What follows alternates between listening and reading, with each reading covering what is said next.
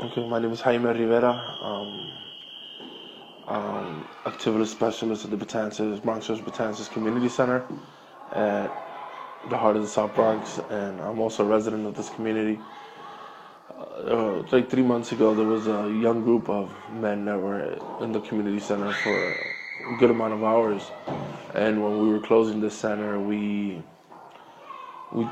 dismissed them, but also saw that they went to the front and they were horseplaying. They were doing things that, as when we were growing up, when I was growing up, play fighting with your friends was like a normal thing.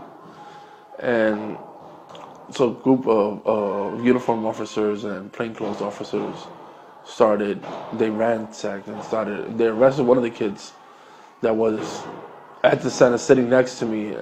I actually helped him do his resume shortly before. And I went and I started questioning why was he being arrested.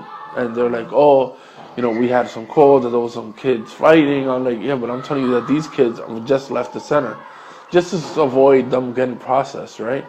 And they're like, oh, that's what you're saying. I said, well, I'm an employee from this center, and I'm telling you that this young man was in the computer room. You can look at the signing sheet where his name was there. And so the plainclothes officer tells me, oh, speak to the uniform next to you. So I went to the uniform officer, and I was ignored. He just kept on walking with the young man handcuffed. I think the young man came out the next day because it was short. It was around 10 o'clock.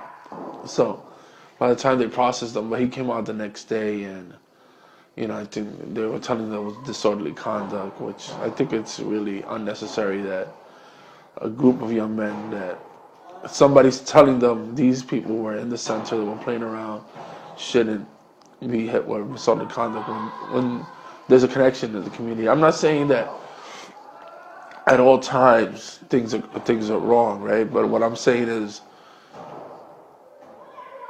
there's not much negative stuff that young people are going to be doing if they're in the center from 6 to 10. And they happen to be leaving in a group because they're being, the center closes. So obviously people are going to leave in bunches.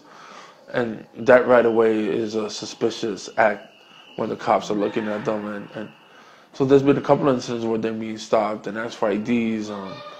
One time, two young men that are part of the basketball team were leaving, the whole basketball team, and they stopped two young men that had young yellow coats, which is what the teenagers are using now. It's like all these bright colors. And I asked the officer, what did these two do? And I was really sarcastic, saying, tell me they fit a description.